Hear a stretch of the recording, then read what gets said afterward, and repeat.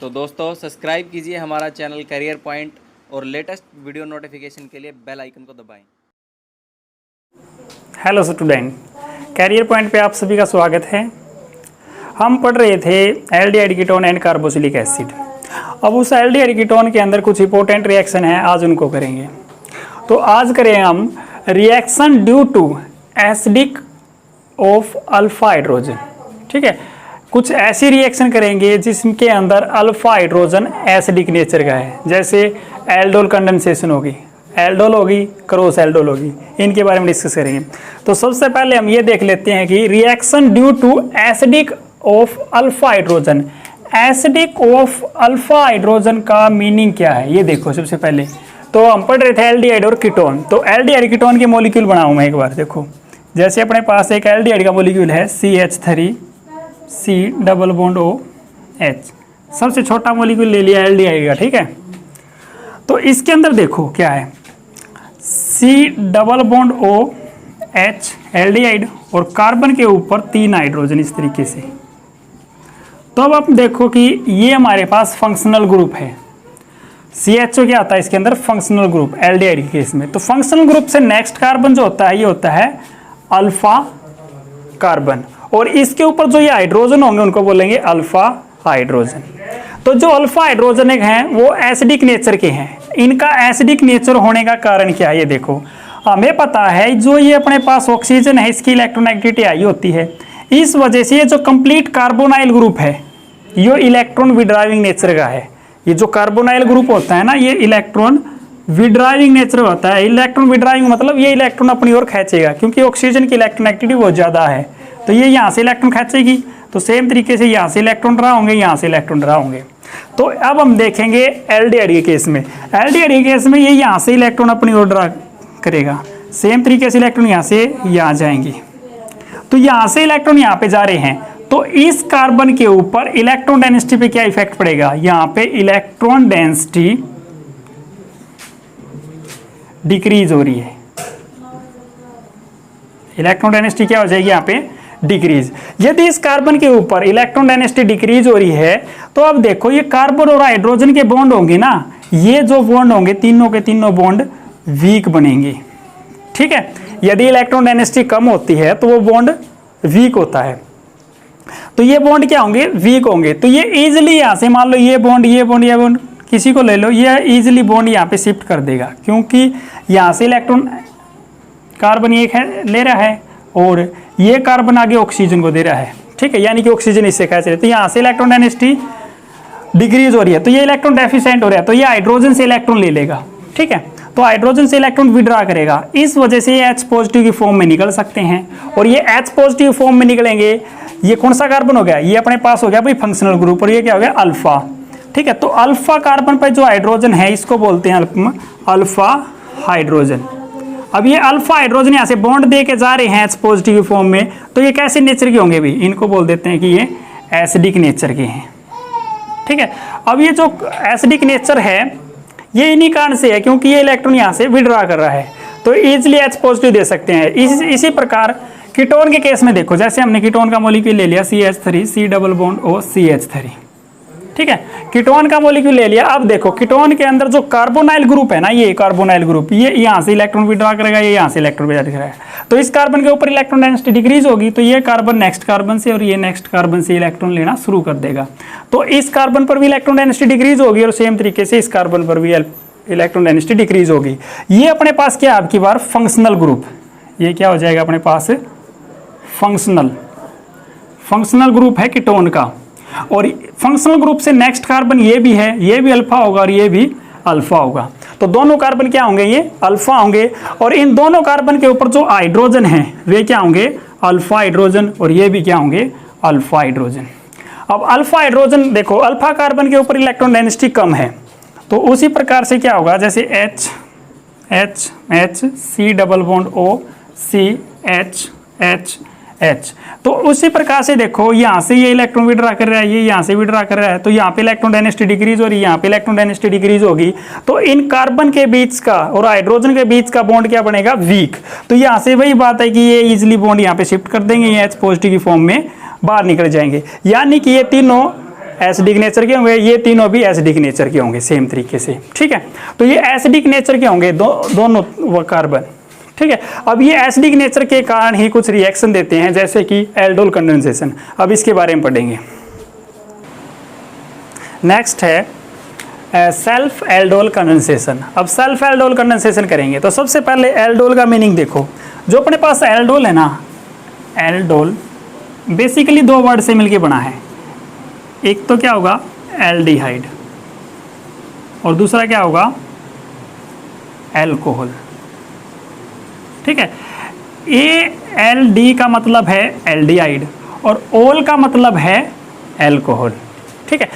ऐसे मॉलिक्यूल जिनके अंदर एल्डिहाइड और कीटोन, एल्डिहाइड और एल्कोहल एक साथ हों, एक ही मॉलिक्यूल के अंदर हों, तो उनको बोलते हैं हम एल्डोल, ठीक है।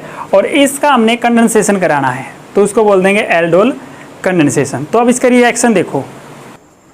तो अब हमने देखा एल्डोल का मीनिंग क्या होता है, ठीक है।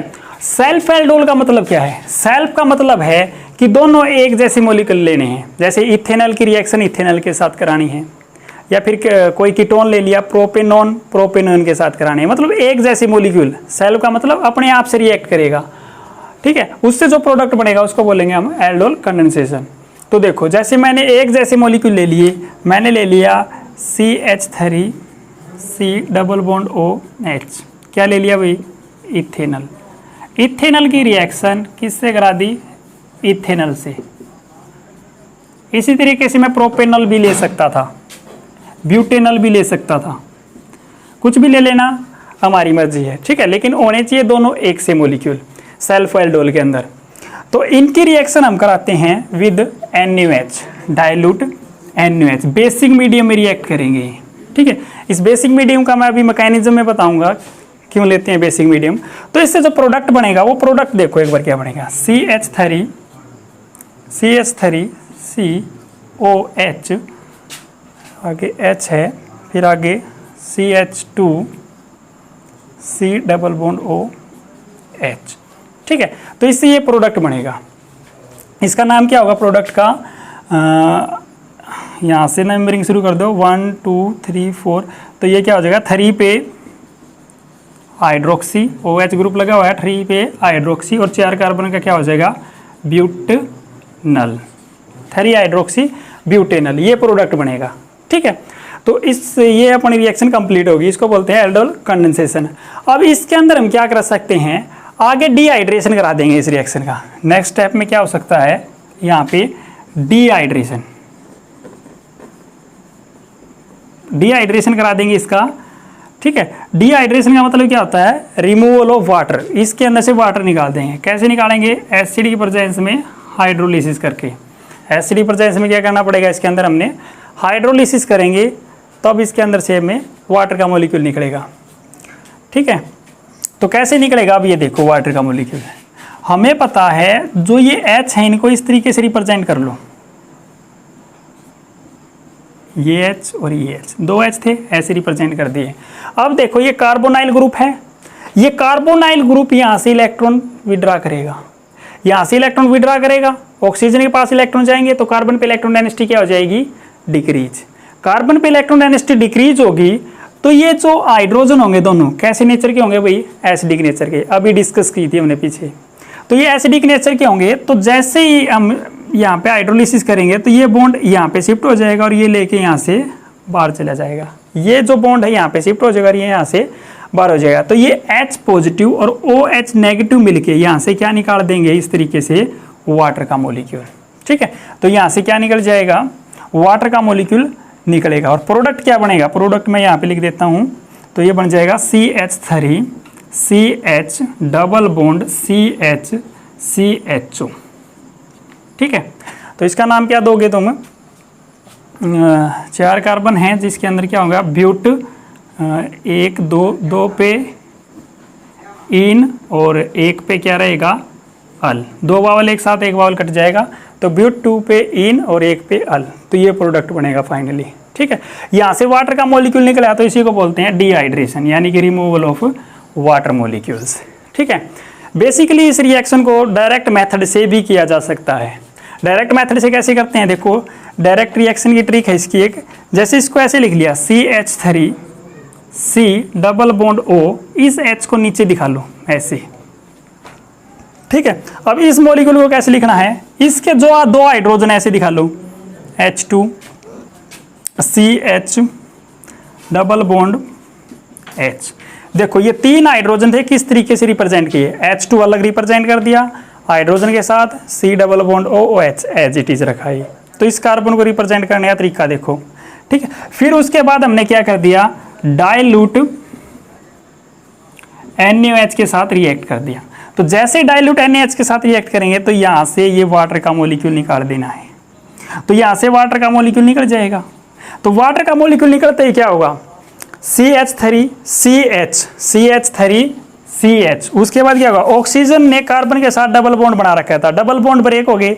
इसी तरीके से यहाँ से कार्बन के 2 हाइड्रोजन चले गए, तो यहाँ पे भी 2 वैलेंसी खाली हुई है, यहाँ पे भी 2 वैलेंसी खाली हुई है। तो ये कार्बन डायरेक्ट इस कार्बन के साथ क्या बना लेगा, डबल बॉन्ड। डबल बॉन्ड बनने के बाद इस कार्बन के ऊपर एल्डिहाइड ग्रुप है, डबल बॉन्ड बनने के बाद इस कार्बन से आगे नेक्स्ट कार्बन पे क्या है, एल्डिहाइड ग्रुप। तो फाइनली यही प्रोडक्ट बनेगा, ठीक है। और प्लस में क्या निकल जाएगा, वाटर का मॉलिक्यूल। चाहे वाटर का मॉलिक्यूल यहाँ पे दिखा दो या यहाँ पे दिखा दो, ठीक है। तो ये अपने पास क्या थी, सेल्फ एल्डोल कंडेंसेशन। डायरेक्ट से करो या फिर इस तरीके से करो, कोई फर्क नहीं है, ठीक है। नेक्स्ट अब हम करेंगे सेल्फ एल्डोल कंडेंसेशन इन किसी केस ऑफ कीटोन। कीटोन के केस में कैसे होगी, तो अब कीटोन के जो मॉलिक्यूल लेंगे वो एक जैसे मॉलिक्यूल लेने हैं, ठीक है। एक जैसे मॉलिक्यूल लेंगे, जैसे प्रोपेनॉल ले लिया, ब्यूटेनॉल ले लिया, ठीक है। दोनों एक जैसे होने चाहिए लेकिन अलग अलग ना हो। जैसे एग्जाम्पल के तौर पे देखो, ये ले लिया मैंने CH3 C double bond O CH3, ठीक है। क्या नाम होगा भाई इसका, प्रोपेनॉन या प्रोपेन 2पेओन। सेम ऐसा ही मॉलिक्यूल आगे लेना है, अलग अलग लोगे तो भाई क्रॉस एल्डोल हो जाएगी, उसकी डिस्कस अभी करेंगे हम। तो ये क्या हो जाएगा, अपने पास सेम मॉलिक्यूल है तो ये सेल्फ एल्डोल होगा। इनकी रिएक्शन क्या करते हैं, डाइल्यूट NaOH के साथ रिएक्ट करते हैं। डाइल्यूट NaOH के साथ इसको रिएक्ट कर देंगे। डाइल्यूट NaOH के साथ रिएक्ट करके प्रोडक्ट क्या बनाते हैं, ये ऐसे बनेगा CH3 COH H, आगे CH, नीचे दिखाओ ये CH3, उससे नेक्स्ट ये हो जाएगा CH2 C double bond O CH3। ये प्रोडक्ट बनेगा इससे, ठीक है। ये प्रोडक्ट बनने के बाद अब ध्यान से देखो, ये कार्बोनाइल ग्रुप है, ये कार्बन भी एसिडिक है और ये कार्बन भी एसिडिक है, ठीक है। तो हमें जनरली काम इससे अब की बार, वैसे वो भी अटैक करेगा, उसकी डिस्कस हम फिर कभी करेंगे। ये अटैक करेगा अभी ये, ठीक है।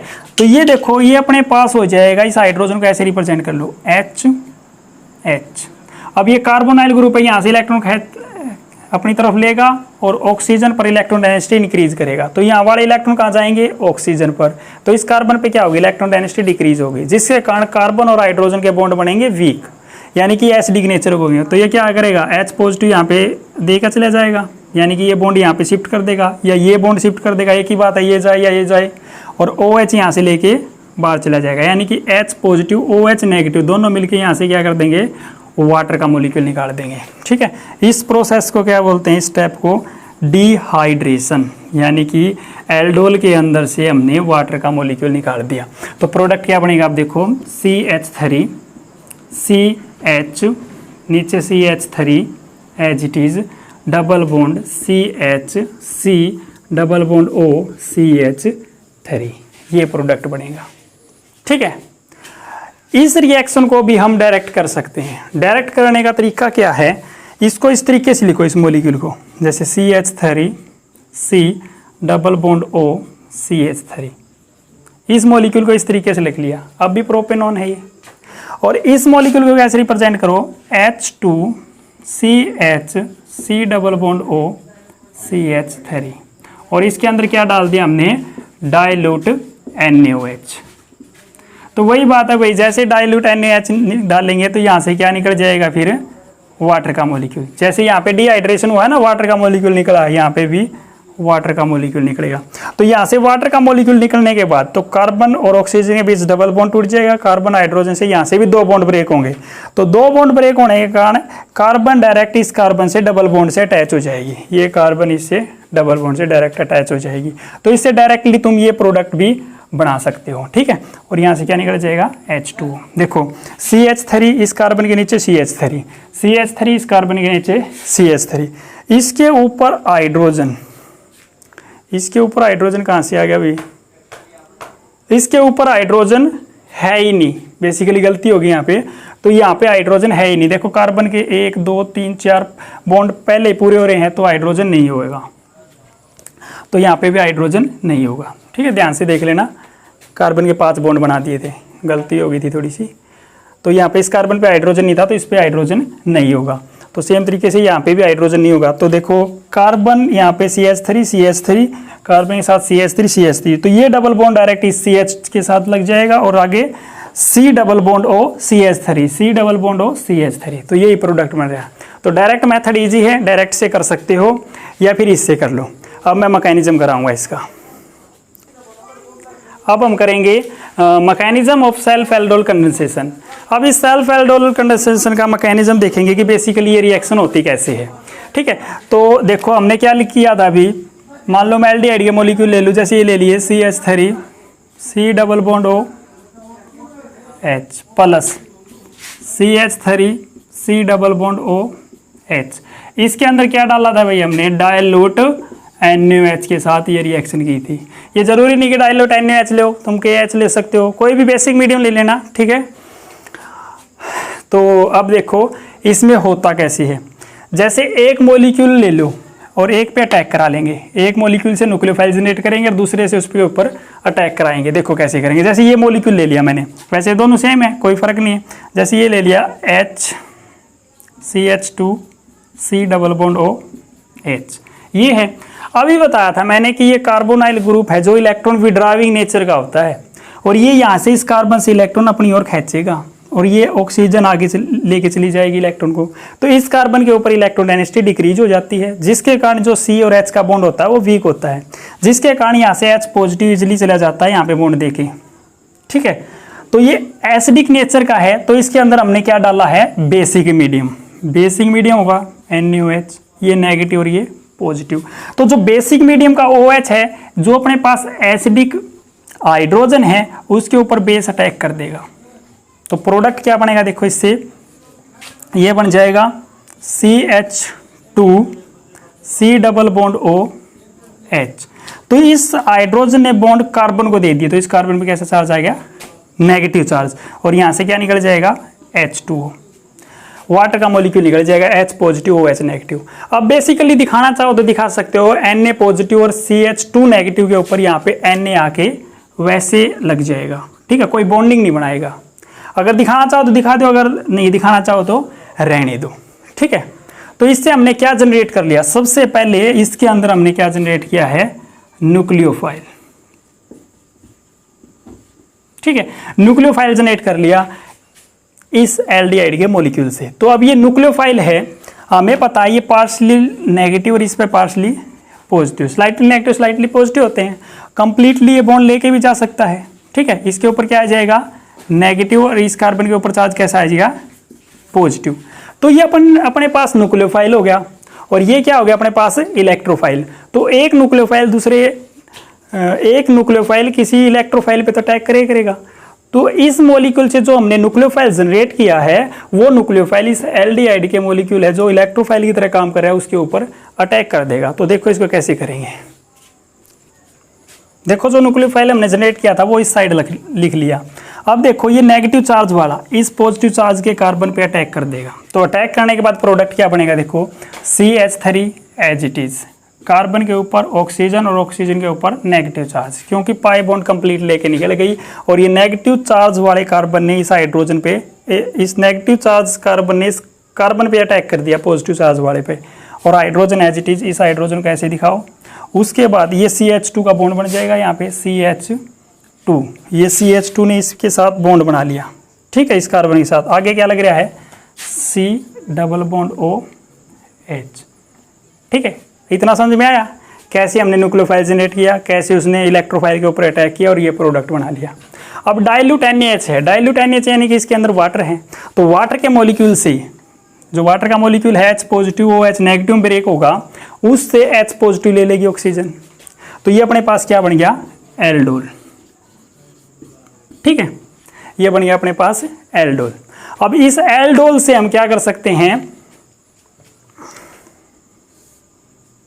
डिहाइड्रेशन करा सकते हैं। ये स्टेप बेसिकली तुम पहले समझ चुके हो।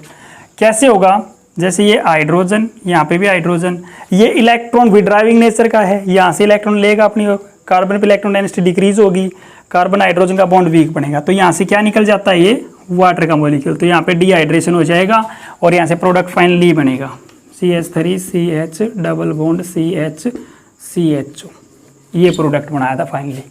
तो ये फाइनली प्रोडक्ट बनेगा सेल्फ एल्डोल कंडेंसेशन में। और इसी तरीके से हम करेंगे क्रॉस एल्डोल।